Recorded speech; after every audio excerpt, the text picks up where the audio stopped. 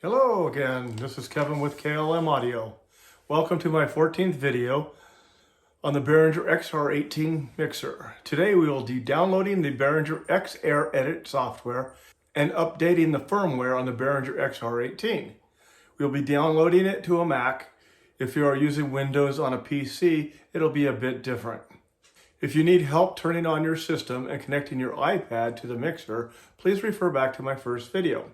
As you can see, I already have several items connected to my mixer. See video 11 on in-ear monitors if you need further information on what I have connected. And of course, if you like what you see, please subscribe to the channel, ring the bell for further notifications of my next videos. Now let's look at the XR18 from Behringer. First, we need to go to the Behringer website at behringer.com. We'll open up Safari. Type in Behringer, then we're going to select Downloads, and then over here in Types is the best place to find your videos for software. We clicked on the software. Over here in the window that says Show Entries, we'll change that to 60 from 15. Then we'll go all the way back to page 24. Come up to the XR18 and look for XR18 for the Mac. And then we'll come over here to the right and we'll click Download. There's a different application for the PC.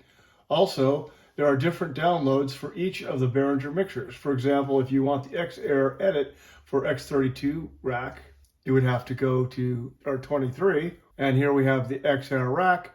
And then we find XR18 and we look for one for Mac, and then we can come over here to the right and download it also. If you type XR18 in the search window, it is really hard to find. While you're on Behringer, download the firmware update for the XR18 entitled XR18 Firmware V1 version 1.22. I downloaded both V1 and V2. You won't need V2. I first updated my XR18 to V1, then tried to upload V2 and it said no, only use V1. By the way, if you have XR18 already installed on your computer, the current version is 1.8. Install XR18 onto your computer. Make sure you have your XR mixer turned on and connected to your iPad via Wi-Fi. If you need to see how to connect to Wi-Fi, please go back to my first video, Behringer XR18 getting started. I do this mainly for verification of my connection. You can skip connecting to the iPad if you want. When you open the XR18 on your computer, it'll ask you to allow XR18 to find devices on local networks. We click Allow. We come over here to Setup. We see that Mixer is already in and we want to connect to it. We hit Connect, and it transfers the parameters.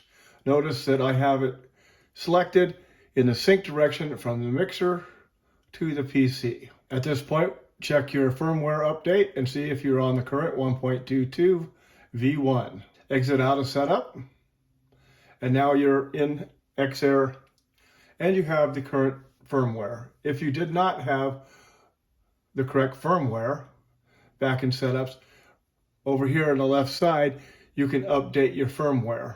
What you want, you'll have to find the file on your computer, select it, and connect. Now you're updated and ready to rock and roll. Let's look at some of the features on XR18 and how they differ from the iPad.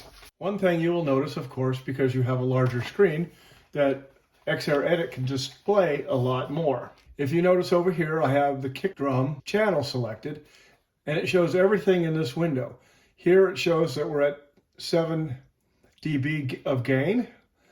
In here, if you have the phase button connected, it would say that. If you're connected to 48 volts phantom power, it would show here. And also it shows if you are linked to the next channel. So over here you can see keys are linked together, left and right. You can only link odd number to the even number. You'll also notice here overhead mics, which are condensers, have 48 phantom power. Also, 2 of the vocal mics are phantom power. Next down, these 6 slots show which monitor you are sending that particular channel to. The next 4 show you the sends for the effects.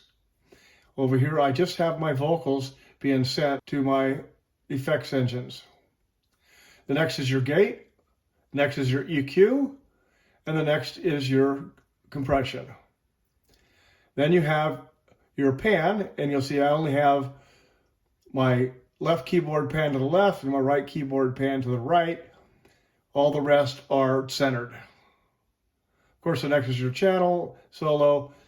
Down here we have which DCA group we're connected to. So for example, all the kick drums are selected to group mute 1. We also have our mute groups down here. Go over here to the far right. You select mute group 1.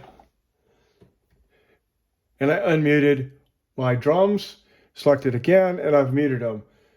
2 I have on my instruments, so I select it. It opens up guitar, bass, and keys. 3 I have my vocals.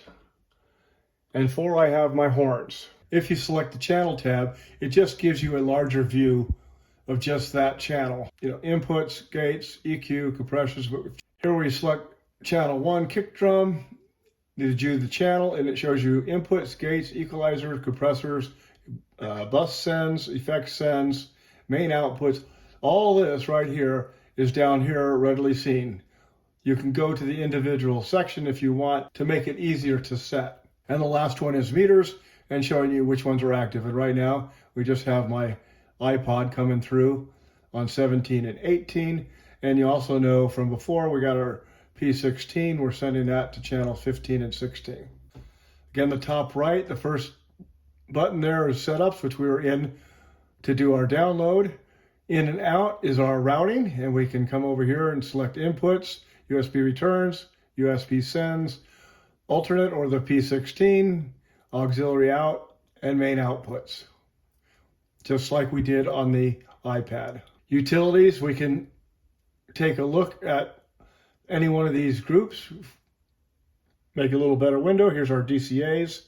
Now you can also save and load to your computer.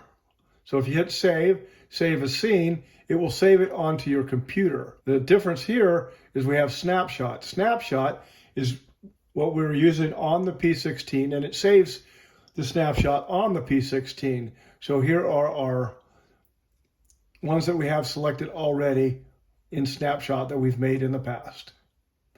And we're operating right now in a test window. Down on the right, you can select your monitor buses, monitor 1, monitor 2, monitor 3, monitor 4. Notice how the color's changing with what I've got selected so that it makes it easier to know that you're in a monitor send as opposed to the main send.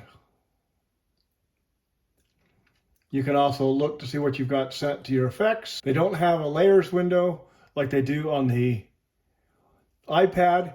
In order to change a color, you select that particular channel. You click onto the channel window, click here, and there's where you can change your color if you desire. Much more sophisticated, and actually it's much easier to visualize. But it has the same features that you have on your iPad. This was my presentation on the downloading and installing Behringer XR Edit onto your computer. Again, if you enjoyed this video, please subscribe to the channel, ring my bell to receive notifications of my next video in the series for the Behringer XR18. My next video series will be on the X32 rack. Please join in as we take a look at this new exciting mixer from Behringer. Thanks, I'm Kevin with KLM Audio.